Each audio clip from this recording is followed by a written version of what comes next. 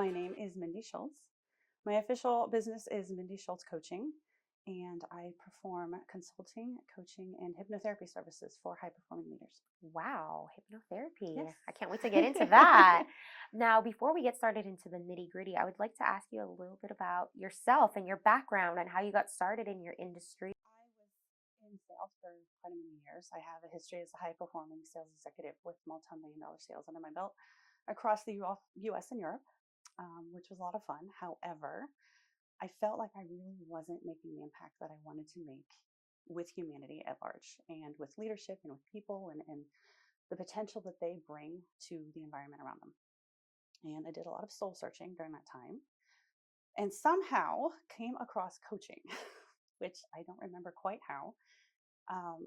But when I did find coaching, it was one of those electric tingles of like, have you ever had that input of like, oh my gosh, this is the next jump. Yes. This is the next leap.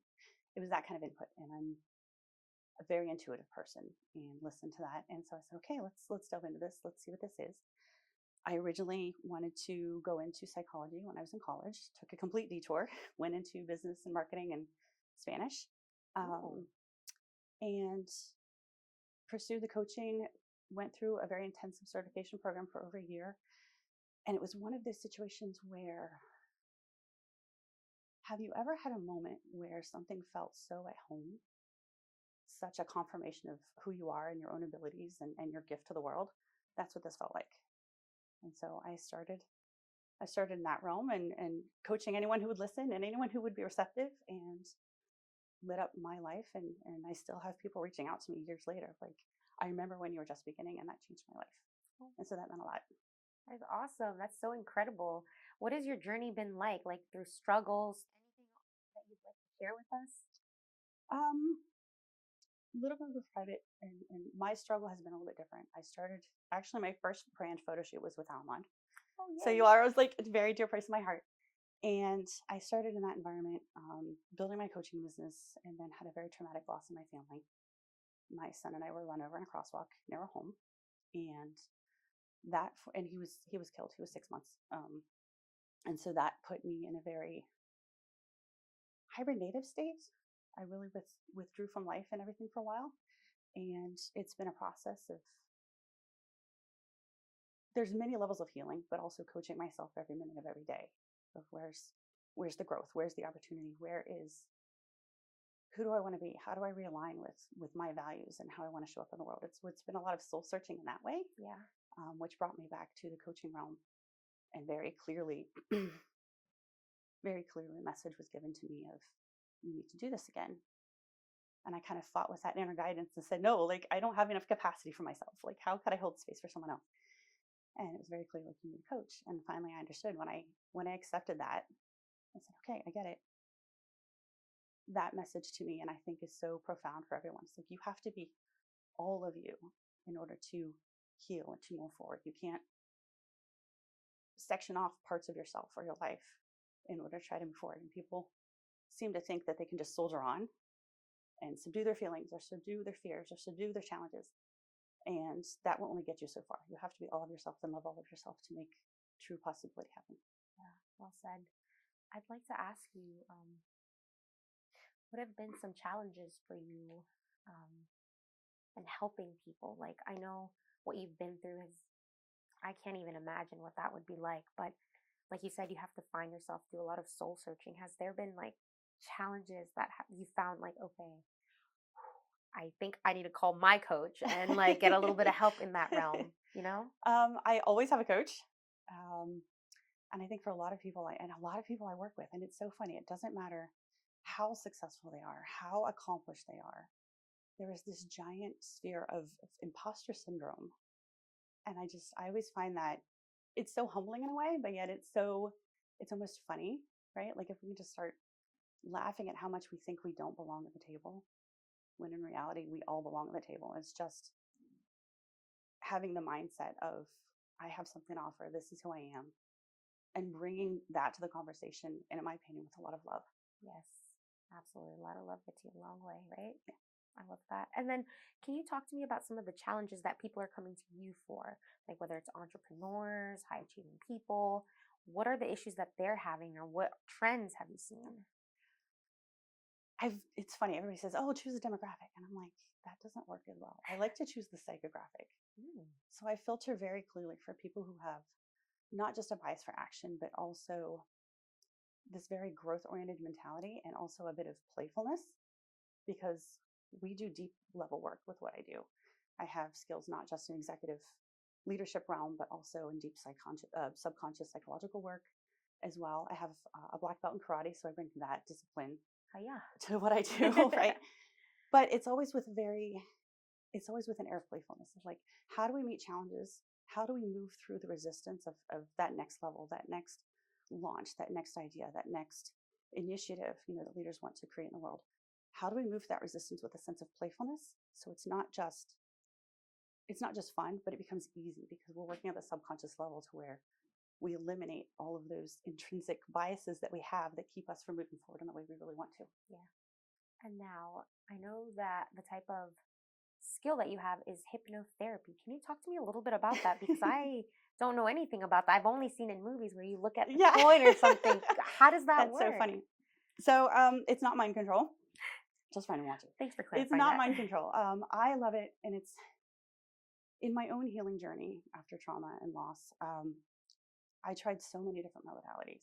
I was spiritual modalities and science and all the things, and a few worked, a few didn't. But then I found hypnotherapy, and primarily I am an advanced practitioner in rapid transformational therapy, which is a trademarked registered sort of process, but it takes the best of all the hypnotherapy kind of ideas, NLP, psychological processes, behavior, such, all that, and brings it together in a very succinct, very effective process.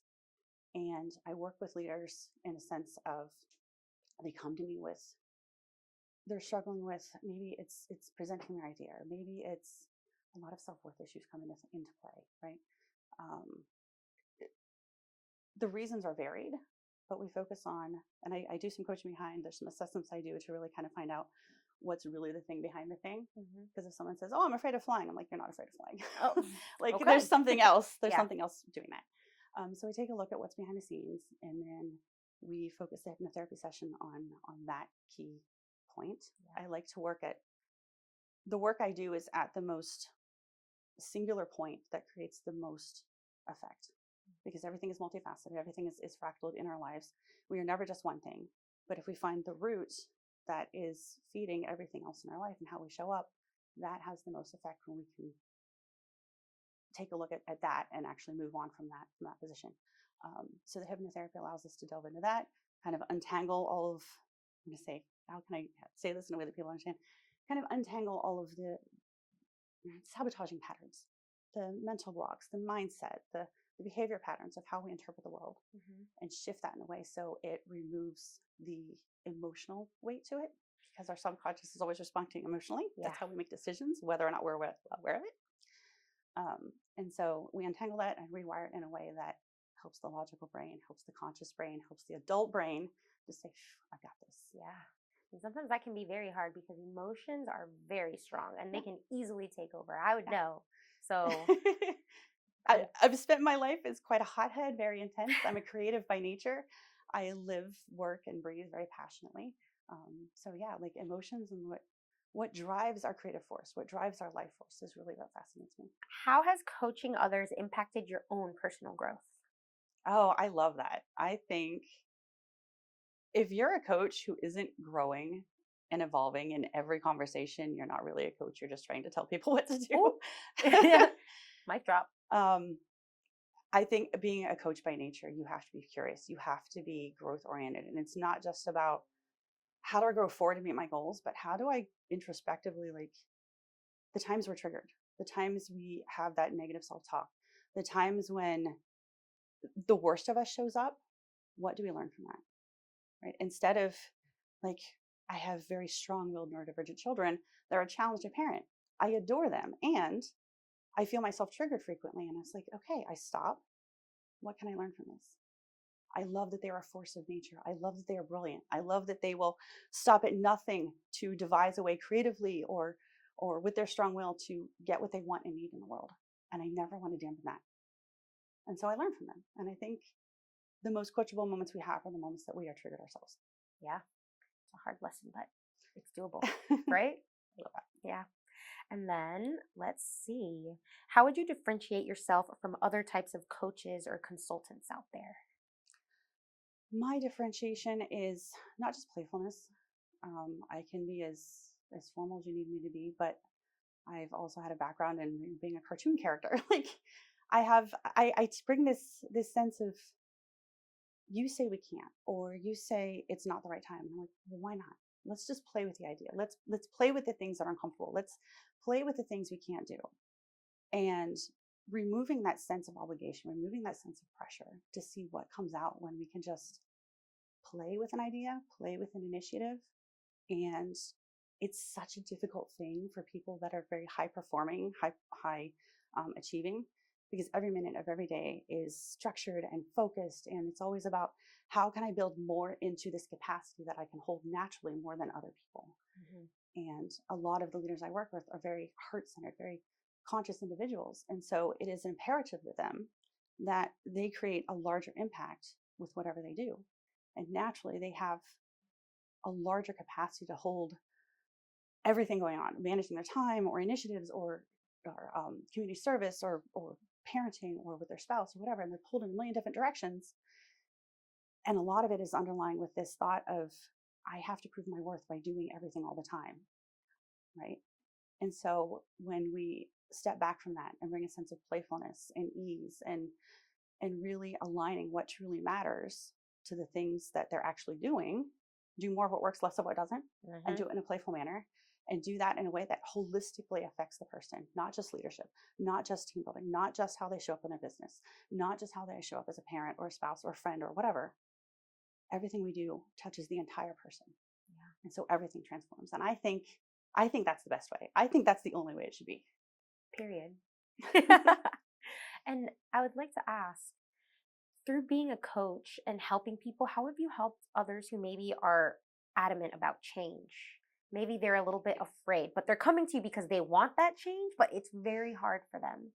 How do you go about helping somebody like that? Um, I'm a little bit different. I filter for people who are just on the other side of that fear. Mm, And I do this with there's a distinction there, and I do it with discernment of my own, because I've been a coach to people who are in fear.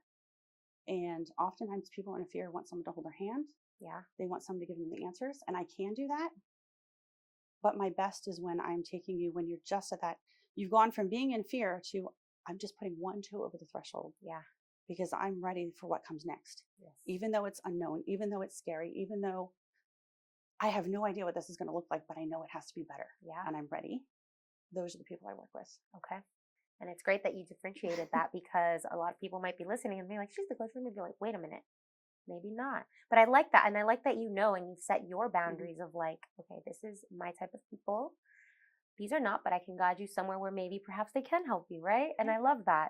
Now, I know a lot of entrepreneurs are going to be listening to this, and I would like to touch on boundaries, Mm-hmm. like whether it comes to work or charity, and you dedicating your time to so much of this, and you're kind of forgetting about maybe the family part or the things you used to love to do. How do you balance that when you're so like such a workaholic sometimes, right? How do I personally balance it, or how do I work with my clients? How do you work with your clients? And then I'd like to know you too. Okay. What works for you? Um, with my clients, it's about really eliminating everything. There's so much conditioning. There's so much. There's good chrome conditioning. There's leadership conditioning. There's wife conditioning. There's mom conditioning. Like there's all this stuff, and primarily women. The people I work with are women, but even some men too. Like when they fall into that, like I have to be good. I have to do it all. I have to stuff down my feelings. Right. Whatever that story is for them, I challenge them. I am not the coach for you if you don't want to be challenged. I'm not going to buy into your BS story. I'm going to love you through it, but I'm not going to buy into the stories that you've been telling yourself, because those are the stories that have been keeping you stuck. Right. So in this playful way, we challenge. And we're like, you're telling me this, but how true is that really? Like, let's take a look at life. Let's take a look at the patterns you have. Let's take a look at the things you're saying. And I love language because it reveals so much. And as a writer, like, I love words. I say that words are my apothecary. They bring us exactly what we need and reveal exactly what's going on under the surface. And so I listened to what they're saying, and I was like, all right, well, like, let's challenge the truth of that. And holding something I do really, really well, partly because I have a big energy myself, but also through the difficulty and trauma that I've gone through, I can hold a really big space for really big energy people so that they can feel safe enough to let down their walls, to let down their guard, and to really step into their vulnerability, which up until this point they've hidden so much because they see it as a weakness, as a detriment to their growth, as a detriment to their leadership, as a detriment to their creativity. And that vulnerability is the key, because that is where their most beautiful self, their genius, their untapped ideas, their passion, their life force comes out. And so when we can speak to that and align life to what really makes you happy, what is your genius? If you had everyone saying yes to you, no matter what you did, you couldn't go wrong, what does that look like?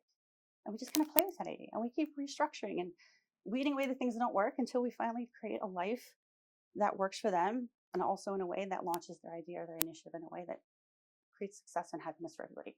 Yeah, I love that. And now back to the question for you, when you're setting your boundaries, how do you like to set those boundaries, and how do you find the best methods work? Is it pen and paper? Is it through listening to positive podcasts to bring you back down to, okay, I've centered myself, I'm relaxing, making time for myself? How does that look for you? That lesson came through a lot of hard knocks. After the crash, what happened to us was very highly publicized. People came out of the woodwork, people that I didn't know. And I had only lived in this area for a very short period of time, and I felt very unsafe. I felt very seen in a way that I didn't want to be seen. Um, People that felt like they knew me in a way that they didn't know me at all, and it was very difficult for me. It was very difficult for me to be in that visibility space, but also to manage my own growth and healing through the trauma of that. Mm-hmm. And so I became very ruthless, was protecting my energy, protecting my sanity. And if it requires me to step into a space, like, there's a difference between being in a space or being in an environment with people or an initiative or coming with you. Like, it's fun and it's challenging and it's stepping out of my bubble and my comfort zone of, like, I'm very much an introvert, but it's exciting, as opposed to the things that just feel like they're going to be draining no matter what energy I put into it. That's not for me. And I even set boundaries with my kids. I'm like, look, like, mom's going to go get a bath. We're going to leave mom alone for a while. I love it. Or, just behavior, or, in my relationship with my husband, like, we've been married for 21 years and it's been a journey. And a lot of it has been about setting boundaries and expectations of what do we expect from each other? What do we expect from ourselves? And how do we keep leveling up that together as well? And I think that's the question I wake up with every day. It's like, all right, how do I level up, and how do I do it in a way that is most authentic and aligned for my energy, my needs, and what I want to be in the world. You're very strong. I can tell. I'm just like, in a good way. Like, I wish I could have that kind of, like, and maybe I can, right? You're you like, can. your excuses, girl. Well, I love that. And I receive that. Thank you. Because there was a time when I couldn't receive that so well. Oh, you're strong. And it was interpreted as, you're overbearing and you're going to steamroll people. And so, yeah, I do this coaching work, but I have my own vulnerabilities. I have my own stories of, like, oh, you're too much, and that kept me from stepping into spaces or working with the type of clients I really wanted to, because I thought I was too much, until I realized it's my too much that creates that space. Yes. That, like, allows other people to feel safe to be them. Exactly. So be your too much, because who knows what kind of, like, beautiful bubble you create in the world. Exactly. Amen to that. And now, you said you were an author. So what kind of books have you written? How many have you had? And where can people find it? I know I'm asking you like a million questions. Okay. So I have a bunch of stuff. I have pieces of writing throughout my life. I'm a creative writer by nature. I am working on a memoir. I am also working on, and the title is, and I'm playing with it a little bit, but it's about whispering to the future. It's about the women in power who have overthought their whole lives, but it's their overthinking and the way that they approach that as a problem solving, and who they are, and bringing their best to the business and the life that creates the success. Because there's so many women I work with, there's so many people I work with, they're like, oh my God, I overthink, and then I just can't make a decision. I have ADD brain, like the same thing, right? Yeah. Right. And so we get stuck, but there are women who have been able to, like, be in that kind of hamster wheel, but then step out of it in a way. They've used that hamster wheel and the momentum of that to their advantage. Yeah. As opposed to being in the trap. So I'm writing a book. I'm doing a research project of women like that. So women leaders that I, like, admire, I'm reaching out to. We'll see how that goes. And then another one about my method in the leadership, and what I think we need moving into this world as conscious leaders. Because I think the way we've been doing things in the past, leadership, just corporate nature, and it's the entities as it is, we need to start considering people themselves. We need to start considering the person. We need to start considering hearts and minds and lives, and what is the impact we're creating beyond just the dollar. Yeah, absolutely. I was going to ask you, look past them from what, but I said the money side of everything, right? And just like know these people have lives, feelings, and that their impact is greater than just the monetary value that you can gain from them. What are some common misconceptions in your industry that you've run into through the years that you've been working? Anything at all where it's just like a life coach, like, do you want? Please debunk them or share something. I have a little bit of a little bit of soapbox. I do not think coaching is for everybody. There is a skill set. There's a way to approach coaching other people, and it's not about telling them what to do. I am much better at asking questions than I am in answering them, and that's my skill set of like, how do I ask the questions that really draw out the person, the things under the things, right? I'm never going to take what you tell me at surface value. I'm listening for what's underneath, like 2 and 3 layers deeper. Like coaching, to me, coaching is sacred, right? If you're going to be coaching, like, you need to be out of your ego. You need to be in a space that you are more concentrated on the client in front of you than yourself. Always check your ego, always check your stories, always check your bias, because if you're coming from any of those places, you're not coaching. Holy moly. Wow. I love that. I love how clear you are. Like, seriously, sometimes people don't know like what it is sometimes, and I can kind of tell, but you're just like, no, girl, that's not it. Like, this is how I coach. This is what works for me. These people, it's not my client, but I wish them the best. This is my, like, I love that. I love how well you know that. And you say that it's been a journey for you to get to that. And I hope to be like that one day. Like, because I'm more like, oh, I don't know. Like, I overthink these little things, and I shouldn't. I should just be more like that. But it's easier said than done. It's a process, right? One session with me will change your life, I'm telling you. Okay. We should talk. Yeah, we should. Honestly, yes. Thank you. Can you share a success story that highlights the impact of coaching on a client's life? Okay. Yeah, I'm smiling because she's one of my favorite clients. Oh, right? yay. I'm not going to share her name because she's That's around. totally fine.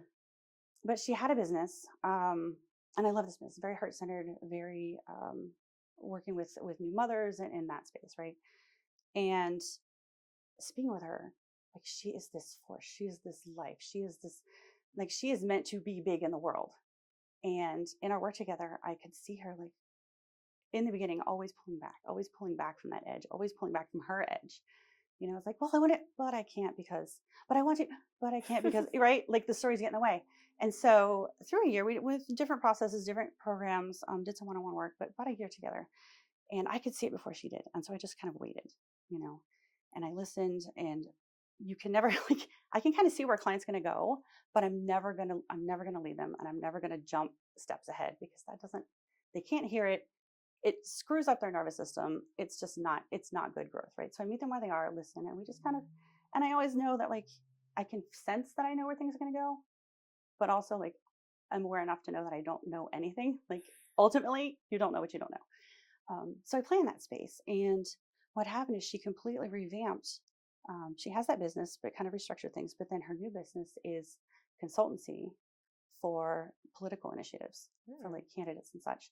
And seeing her take all of her genius, all of her personality, and stepping into that, and being on these stages with making that kind of impact, and then not just the money difference, right? Because the consultancy fees that she can charge now, but she's doing it with such ease. She was always very type A, very busy, very like high achieving, high performing, but overworked, edge of burnout, freaking out kind of space, to getting compliments on how well she can lead from this space now and what she's doing with her life and her work. Yeah. People are like, how do you do it? And she texts me, she's like, I can't believe people are saying this about me. Like, of course they are. What is this? Did you hypnotize her? Like, what did you do, girl? I sit, I listen, I hold space, I ask really good questions, and I don't take anything at face value. And I will challenge you until you're happy with what you see in front of you in the mirror. Yeah. Lovingly challenge. Like, yeah. That's, no, like, no, that's, I know. Yeah, lovingly challenge and play. Like, that's like the theme of everything I do. No, I love it. And the fact that you were able to see that before she did, like, you kind of want like someone there in your life like that, Yeah. like whether it's a coach or a friend that who believes in you and who truly sees like imposter syndrome. You don't Mhm. see that within yourself, but somebody else, and they devote and give you that time and kind of those hints, because you said like I didn't want to mess up their nervous system and jump too ahead. Mhm. It comes at the right time when people are like learn some lessons maybe or go through certain things that they maybe you're like perfect. This is the perfect moment to Yeah. tell this person And I don't tell them. I just wait till they come. They themselves. start putting pieces together that work for them for where they are in that journey, in that moment in that journey, and it just keeps progressing. Truly self-discovery then, because Yeah. you're not like telling them that they're No, finding out and you're like bingo, she got it. because I know the moment that I want to jump in and tell somebody something like, "Oh, this is what you should do," I tell myself in that moment, "You're wrong," because you can never know someone better than they know themselves. Dang. And my job is helping them know themselves so deeply that they never have to question that negative voice or the imposter syndrome or their dreams and desires again. Well, maybe I do need to book a session. I'm curious what you find within me. Thank you. All right. And then I don't know if this plays into maybe the type of coaching that you do, but what role does accountability play in your coaching process? I don't work with anybody who isn't accountable. Period. You're just like, that's it. Sorry, girl. Next question. Okay. I mean, I love it, and I'll be there to kind of like check in, Yeah. right? But I'm never going to guide that accountability process because they're adults, they're high performers. Yeah. If I need to check on them, they're probably not going to be a good client for me. Wow. Okay. This is a different. I just want to say that I've talked to a lot of coaches, and it's a very different method that I'm just right now sitting here learning new things. And on some of my questions, I'm just like, wow, this doesn't fit with this type of coach that I. No, I trust them. I trust them to be the leaders in their lives because I've seen what they can accomplish. I see who they are at the deepest levels, Yeah. and I know all I have to do is sit and wait. And when they're ready, we have the space and magic happens, and then they move on. And the next time we have a session, again, I don't have to hold their hand along the way. Okay. If I do, then it ends up being more of what I see rather than what they see. Okay. No, yeah, this is shifting my mind because I didn't know there were coaches like that. You're probably the first one on this show. No offense to anybody or Wow. anything, but where it's like, yeah, I'm there to hold them accountable and I can hold their Mm-mm. hand and stuff. So that's what I thought coaching was. So you've Yeah. just like opened another coach third eye to my brain. Well, and there's a difference. Like if they need accountability for a reason, like as a neurodivergent, like sometimes that daily check-in can be helpful, but it's not because they need me to push them, right? That kind of accountability. Well, I can't do it on myself. I don't have the motivation, right? Keep me accountable. Yeah, No, because I'm doing your work for you and you're not learning anything. exactly. You're not growing. Yeah. And I'm not going to take your money and us to work together. I'm not going to waste your time or your money for you not to become the person you really want to be. Wow. That is such a good point and so well said. Truly. Like think about it. Like you want people doing the work for you. You're not, like you said, you're not going to grow. You're not going to learn. Like thanks for the money, I guess. But you Yeah, clearly I want can't do something that. deeper. Yeah, you clearly want something deeper and you want to like find like the purpose within them in different ways that you offer. And So, it would be easier. I could grow my business a lot faster if I took the kind of clients that come to me, but I know my best work isn't with that client. I love them and I can work with them. Um, but it's not in their best interest. It's not ethical of me to take them on as a client when they're not really not ready for that type of coaching. yeah. Wow. Well, thank you for being transparent and honest with me because my questions I kind of felt like wow, like maybe I'm not asking the right questions, but anyway. You're fine. Anyway, is there anything maybe that I have not touched on that you want to get out there? Maybe you want to share about yourself. Maybe you have something coming up, like an event, another book. We talked about that. Something about your family, something about yourself that we're missing the mark on that you want to I share. don't know. Okay, the thing in my heart right now, I mean, I love one-on-one clients, but about every year I launch at least one cohort, and I just got my trademark for Conscious Sovereign. And Congrats. yeah, thank you. It's been a couple times, but I'm stretching it to, and every time I do it, I'm revamping. Like I'm I'm changing it. I'm evolving it. I'm fine tuning it, type of thing.